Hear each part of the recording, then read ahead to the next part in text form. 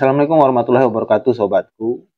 Untuk menjadi pemilih yang baik, menurut salah satu filsuf dari Barat, yaitu Brennan, yaitu dia harus memilih presiden, ya, memilih DPR, memilih DPD atau gubernur, bupati ke depannya, itu mesti calonnya adalah yang terbaik. Yang kedua, dalam pemilih atau dalam memilih, orang yang akan memilih ini itu mesti dituntun ke arah atau diberi petunjuk untuk memilih. Maka ini tugas KPU dan tugas media dalam memberikan petunjuk dan arah. Nah, artinya adalah orang di dalam memilih disebut pemilih yang baik itu, menurut Brennan, adalah ketika orang itu meyakini sepenuhnya bahwa si calon ini yang tadinya dia anggap terbaik adalah orang yang mampu melayani kepentingan bersama sebaik-baiknya. Nah, yang kedua, keyakinan itu tadi, keyakinan yang dimiliki oleh orang yang memilih, itu mesti dituntun oleh bukti-bukti sehingga ia menjatuhkan pilihannya pada orang tersebut. Oke, kita kasih contoh. Misalnya, kalau Anda memilih nomor 1 misalnya, atau nomor 2, berdasarkan apa Anda memilihnya? Misalnya, oh, kamu pilih nomor 1 nggak? Iya, karena saya yakin dengan nomor 1. Kalau keyakinan itu tidak didasari oleh bukti-bukti, ya kan, bukti-bukti empiris dan bukti-bukti yang telah diuji secara logis, rasional, maka keyakinan itu adalah keyakinan yang irasional. Keyakinan hanya melihat pada aspek kesamaan wilayah atau kesamaan golongan. Nah, ini adalah keyakinan yang bersifat sangat sempit. Atau dalam arti ya, keyakinan yang ditunjuki pada isu-isu sara saja. Oh, saya ini beragama Islam. Nah, maka saya harus memilih yang Islam. Ya, begitu di DPR-nya. Atau saya ini beralamat dari wilayah yang sama, di samping rumah saya dia itu adalah paslon yang ada di samping rumah saya, jadi saya harus pilih dia. Tanpa ada bukti-bukti empiris terkait orang ini, apakah mampu melayani kepentingan bersama dengan sebaik-baiknya, artinya adalah harus ada pengetahuan yang secara empiris kita dapati sebagai bukti-bukti. Nah, analisa di dalam pikiran kita. Nah, ketika itu sudah dianalisa dengan pemikiran yang logis, kritis, dan rasional, nah barulah turun ke keyakinan. Oh, saya yakin karena saya sudah memeriksanya. Nah, itu. Ini pemilih yang baik di dalam pandangan Brennan.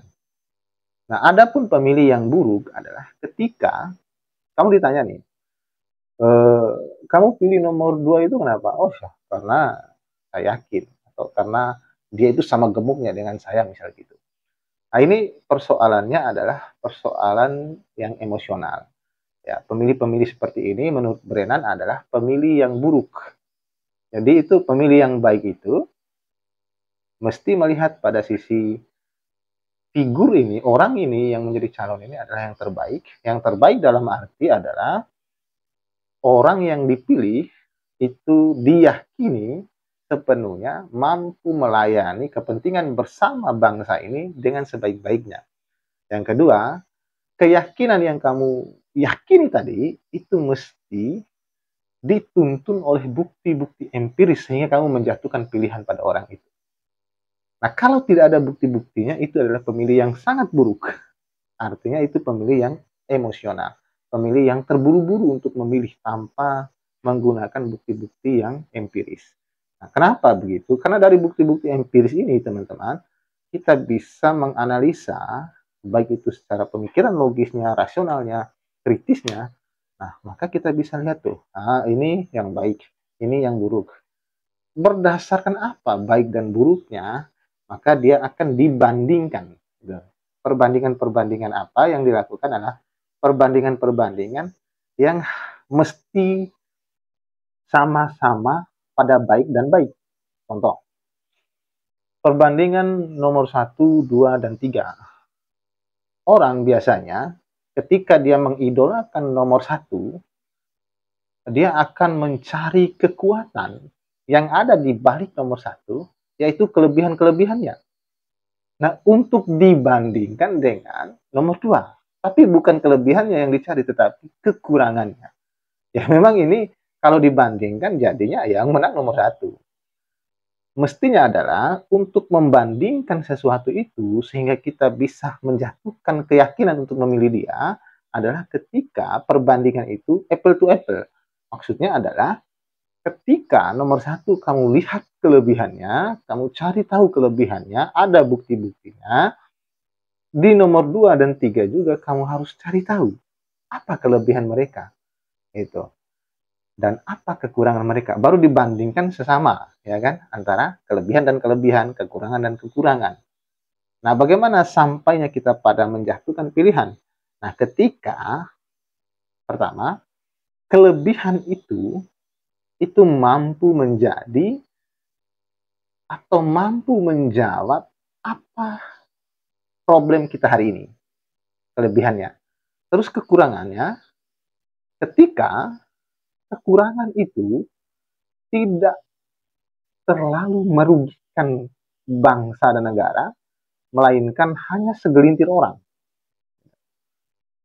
Jadi kekurangan-kekurangan semacam, bukan kekurangan yang bersifat privasi juga, ya kan? Semacam, oh dia itu orangnya suka korek kuping, misalnya gitu. Nah, ini soal-soal yang privasi, tidak ada hubungannya dengan bagaimana dia memimpin negara. Nah, terkecuali pada aspek-aspek sistem nilai, misalnya, oh dia itu tidak sholat misalnya, atau dia itu tidak tahu baca Quran. Ini menjadi pertimbangan besar. Karena itu mempengaruhi cara dia memimpin ke depannya. Itu ya. Jadi untuk menjadi pemilih yang baik, perlulah Anda yakin bahwa orang yang kamu pilih itu adalah orang yang terbaik. Gitu. Orang yang terbaik dalam arti ini adalah orang yang kamu yakini dapat melayani kepentingan bersama bangsa kita ini dengan sebaik-baiknya. Dan dituntun oleh bukti-bukti. Sehingga kamu menjatuhkan pilihan itu. Nah, sedangkan pemilih yang buruk itu adalah pemilih yang hanya bermodalkan keyakinan saja, tanpa bukti-bukti empirisnya, tanpa rasionalisasinya, tanpa pemikiran-pemikiran logis. Gitu. Nah, pertanyaannya, apakah kamu di posisi pemilih yang baik atau pemilih yang buruk? Saya harapkan kamu adalah pemilih yang baik, yang kedepannya bisa menjadikan pilihanmu itu adalah pilihan yang bisa kamu pertanggungjawabkan. Sekian, akhir kalam billahi taufiq wal hidayah. Wassalamualaikum warahmatullahi wabarakatuh.